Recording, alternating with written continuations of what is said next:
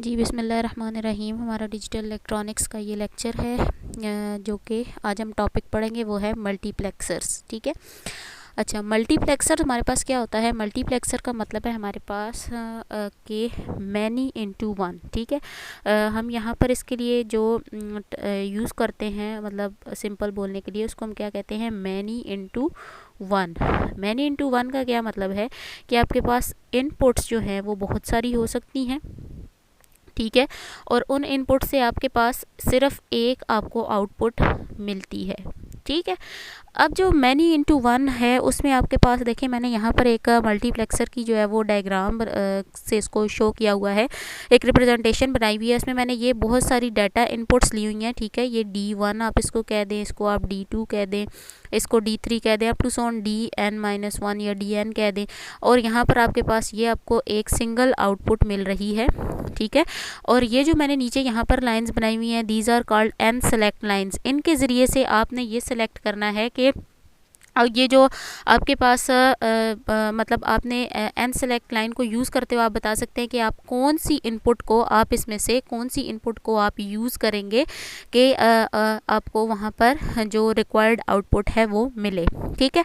अब इसमें जो सबसे इम्पॉर्टेंट बात जो नोट करने की है वो ये है कि आपके पास 2 n इनपुट्स होंगी। ठीक है। 2 n कम्बिनेशंस हैं आपके पास। और अगर 2 n कम्बिनेशंस होंगे तो आपके पास जो सेलेक्ट लाइंस हैं वो कितनी होंगी? n होंगी। ठीक है। इसकी जितनी भी पावर होगी उतनी आपके पास इसकी सेलेक्ट लाइंस होंगी। यानी अगर आपके पास 4 इनपुट्स हैं तो 4 इनपुट्स के केस में 4 इनपुट्स को आप कैसे लिख सकते हैं? 2 लिख सकते हैं। तो इसमें जो सेलेक्ट लाइंस होंगी वो आपके पास कितनी होंगी? वो आपके पास 2 होंगी। ठीक है। यहाँ तक बात आपको हो गई क्लियर। अच्छा, उसके बाद हमारे पास ये है कि अगर हम इसमें एग्जांपल ले लें, जो सबसे फर्स्ट एग्जांपल है वो है हमारे पास 2:1 या 2 इनपुट मल्टीप्लेक्सर। 2 इनपुट मल्टीप्लेक्सर हमारे पास क्या होता है? 2 इनपुट मल्टीप्लेक्सर का मतलब है कि आपके पास उसमें क्या होंगी? 2 इनपुट्स होंगी और आपके पास उसकी एक आउटपुट होगी। और 2 इनपुट्स का मतलब है 2 की पावर 1। 2 की पावर 1 का मतलब हुआ कि आपके पास 2 पॉसिबल कम्बिनेशंस बनेंगे, यानी 2 इनपुट्स बनेंगी। और 1 का मतलब यहाँ पर जो इसकी पावर थी, मैंने आपको क्या बताया था कि उतनी आपने सेलेक्ट लाइंस यूज़ करनी है। तो 2 की पावर 1 का मतलब है कि आपके पास कितनी सेलेक्ट लाइंस होंगी? ओनली 1 सेलेक्ट लाइन होगी। ठीक है। अब हमने नेक्स्ट क्या करना है?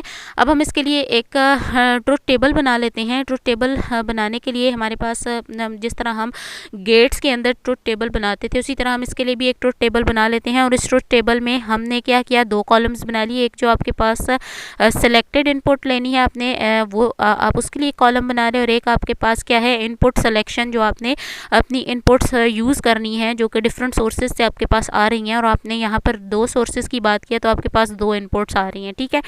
और उसके लिए आपके पास जो सेलेक्ट लाइन थी वो सिर्फ एक थी। तो एक या तो वो S जो है वो 0 हो सकता है या वो S 1 हो सकता है। जब वो S 0 होगा तो आपके पास इनपुट जो सेलेक्ट होगी वो D0 होगी और जो आपको आउटपुट पे मिलेगी वो D0 की आउटपुट मिलेगी। ठीक है। और जो जब आप इस सेलेक्ट इनपुट 1 लेंगे तो 1 लेने से आप जो इनपुट वहाँ पर सेलेक्ट होगी वो D1 सेलेक्ट होगी और आपको जो आउटपुट पे मिलेगी वो D1 की आउटपुट मिलेगी। ठीक है। अच्छा, उसके बाद हम अगर इसके लिए क्या करें? अगर इसके लिए हम बुलियन एक्सप्रेशन लिख लें तो बुलियन एक्सप्रेशन हम इसके लिए कैसे लिख सकते हैं? हमारे पास क्या है कि बुलियन एक्सप्रेशन जो फाइनल है उसको हम y से रिप्रेजेंट करेंगे। और वो y जो होगा वो आपके पास इक्वल हो जाएगा कि अगर आपने S बार लिया है, S बार का मतलब है कि आपके पास जो S की वैल्यू है वो 0 है, तो आपने जो इनपुट सेलेक्ट की वो D0 थी। और अगर आप S लेंगे तो जो आपने इनपुट सेलेक्ट की वो आपके पास क्या आई थी? D1 आई थी। अच्छा, इसमें अगर आप देखें जब आपके पास S 0 होगा तो आपको आउटपुट पे क्या मिलेगा? D0 मिलेगा। S को 0 करें, S 0 है तो S बार क्या होगा? 1 होगा और S 0 होगा। आप ये लगा दें तो यहाँ से आपको आउटपुट में क्या मिला? D0। और जब अगर आपके पास S इक्वल टू 1 होगा, S इक्वल टू 1 होगा तो उसका क्या मतलब हुआ कि S बार जो होगा वो हमारे पास 0 हो जाएगा और S की जगह पे 1, तो आपके पास जो फाइनल आउटपुट है वो आपको D1 मिलेगी। अब हम इसकी इम्प्लीमेंटेशन देख लेते हैं। इसको इम्प्लीमेंट अगर हमने करना है तो इम्प्लीमेंट करने के लिए आपके पास जो फाइनल बुलियन एक्सप्रेशन आया था वो ये था। उसमें अगर आप देखें तो ये इन दोनों की आपके पास क्या हो रही है? एंडिंग हो रही है। और इन दोनों की भी आपस में क्या हो रही है? एंडिंग हो रही है। और ये दोनों आपस में मिलके ये जो दो एंड ऑपरेशंस हैं इन दोनों की आपस में ऑरिंग हो रही है, यानी इनमें और ऑपरेशन आ रहा है। तो इसके लिए अगर मुझे इसके लिए सर्किट डायग्राम बनानी है तो उसके लिए मुझे दो एंड गेट्स चाहिए और एक मुझे और गेट चाहिए। तो दो मैंने यहाँ पर ये एंड गेट बना लिए, दो एंड गेट बन गए। और इसकी देखें जो है D1, और ये मैंने D1 बना ली, D1, और ये जो है मेरे पास वो D0 है। और इसके लिए आपके पास D1 के लिए साथ में S है और D0 के साथ आपने S का बार या S का कॉम्प्लीमेंट लगाने के लिए यहाँ पर एक छोटा सा मैंने नॉर गेट लगा दिया। और इन दोनों के दरमियान में क्या हो रहा है, और ऑपरेशन हो रहा है। इस एंड गेट की आउटपुट आपको मिल रही है D1S और इसकी आउटपुट आपको मिल रही है D0 S बार। और यहाँ पर जब आपने इन दोनों के दरमियान और ऑपरेशन कराया तो आपको फाइनल एक्सप्रेशन मिलेगा, वो ये वाला एक्सप्रेशन होगा जो कि हमने बुलियन एक्सप्रेशन लिखा। अच्छा, उसके बाद हमारे पास है 4 इनपुट मल्टीप्लेक्सर। 2 इनपुट मल्टीप्लेक्सर की आपको समझ आ गई कि किस तरह से आपने इसको इम्प्लीमेंट किया, ठीक है। तो अब अगर मैं बात करूं 4 इनपुट मल्टीप्लेक्सर की, तो 4 इनपुट मल्टीप्लेक्सर जो है उसके लिए आपको क्या चाहिए, उसके लिए आपको 4 इनपुट्स चाहिए, ठीक है। 4 इनपुट्स चाहिए और according to the selection rule 2 raise to the power n हम 4 इनपुट्स को कैसे लिख सकते हैं, 2 पावर 2। तो आपको जो सेलेक्ट लाइंस चाहिए वो कितनी चाहिए होंगी, आपको 2 चाहिए होंगी। उसमें से एक को जो है वो हमने S0 कह दिया, एक को S1 कह दिया। इसके लिए पॉसिबल कम्बिनेशंस बना लिए 0 0 1 1 एंड 0 1 0 1। इसके अकॉर्डिंग अगर देखें, अगर आपके पास S0 S0 और S1 अगर दोनों 0 होंगे तो आपके पास जो आउटपुट सेलेक्टेड आएगी वो D0 आएगी।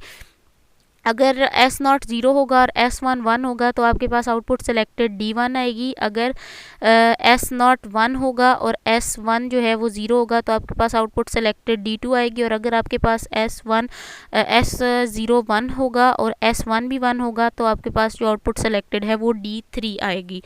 इसके लिए भी मैं जो हूँ वो इसकी एक डायग्राम बना लेते से उससे भी कर लेते हैं। तो ये D0 है, ये D1 है, ये D2 है और ये D3 है। और सेलेक्टेड लाइन यहाँ पर हमने दो यूज़ किए हैं, एक S0 है और एक S1 है, ठीक है। ये आपके पास क्या थी, सेलेक्ट लाइंस थी। और यहाँ पर आपको according to these select lines आपको यहाँ पर जो है वो एक आउटपुट मिलेगी, ठीक है। तो इसके लिए अगर मैं लॉजिक एक्सप्रेशन लिख लूँ तो लॉजिक एक्सप्रेशन लिखने के लिए देखें आपके पास फर्स्ट केस में क्या था कि आपके पास जो y था वो D0 आ रहा था। कब D0 आ रहा था, जब आपके पास S1 भी 0 है और S0 भी 0 है। जब ये दोनों 0 हैं तो आपके पास y जो था वो D0 आ रहा था। तो इसके लिए बुलियन एक्सप्रेशन या लॉजिक एक्सप्रेशन आप लिखें तो वो आता है y0 = D0 S0 S1 बार, ठीक है। दोनों के ऊपर बार क्योंकि दोनों 0 हैं। सेकंड जो था वो D1 था, जब S1 0 था और S0 1 था। S0 1 है तो S0 एज इट इज़ आ जाएगा, S1 के ऊपर बार आ जाएगा। इसी तरह आपने नेक्स्ट जो है वो ये और ये चारों एक्सप्रेशन लिख लिए।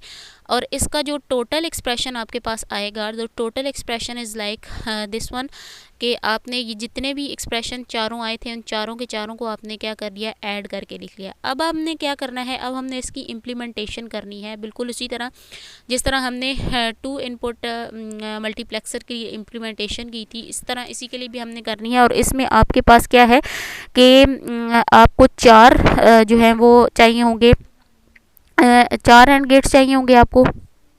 इसके लिए आपको चाहिए होंगे 4 गेट्स, ठीक है। मैंने ये डायग्राम यहाँ पर बना दिए और आपको दिखाने के लिए यहाँ पर मैंने शो करा दिए।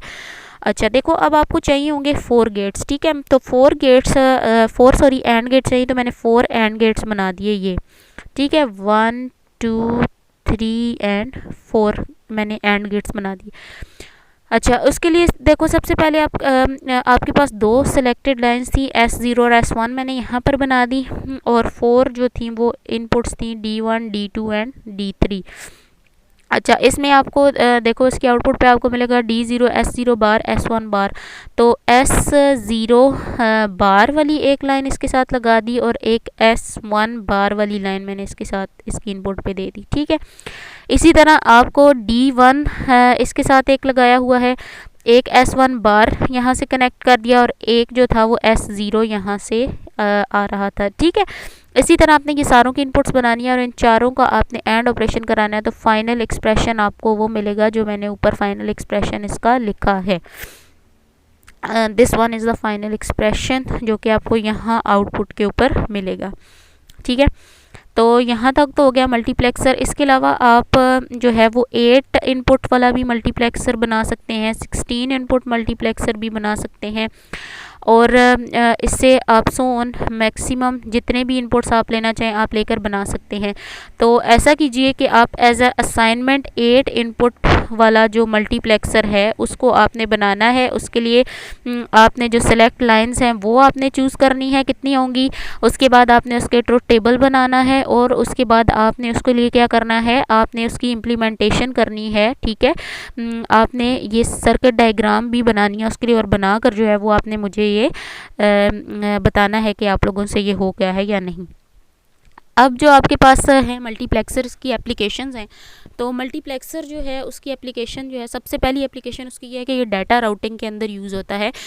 यानी अगर आपने क्या करना है कि आपके पास बहुत सारा डाटा आ रहा है, बहुत सारी इनपुट से डाटा आ रहा है, और आपने उसको किसी एक सोर्स में, किसी एक डेस्टिनेशन में भेजना है, तो उस एक डेस्टिनेशन में भेजने के लिए हम क्या करते हैं, यहाँ पर मल्टीप्लेक्सर्स का इस्तेमाल करते हैं। सेकंड एप्लीकेशन इसकी ये है कि हम इसको पैरेलल टू सीरियल कन्वर्जन में इसको यूज़ करते हैं। यानी अगर आपके पास काफ़ी सारा डाटा पैरेलल फॉर्म में आ रहा है तो आपने इसको सिंपली क्या करना है, सीरीज़ में कन्वर्ट करना है। सीरीज़ में कन्वर्ट करने के लिए आप क्या करेंगे, यहाँ पर मल्टीप्लेक्सर्स का इस्तेमाल करेंगे। थर्ड इसमें जो चीज़ है वो आपके पास है, थर्ड एप्लीकेशन इसकी कि आप इसको लॉजिक फंक्शन जनरेशन के लिए यूज़ करते हैं। इसको आप यूज़ करते हैं टू जनरेट लॉजिक फंक्शंस को जनरेट करने के लिए हम जो है वो उसको इसका इस्तेमाल करते हैं।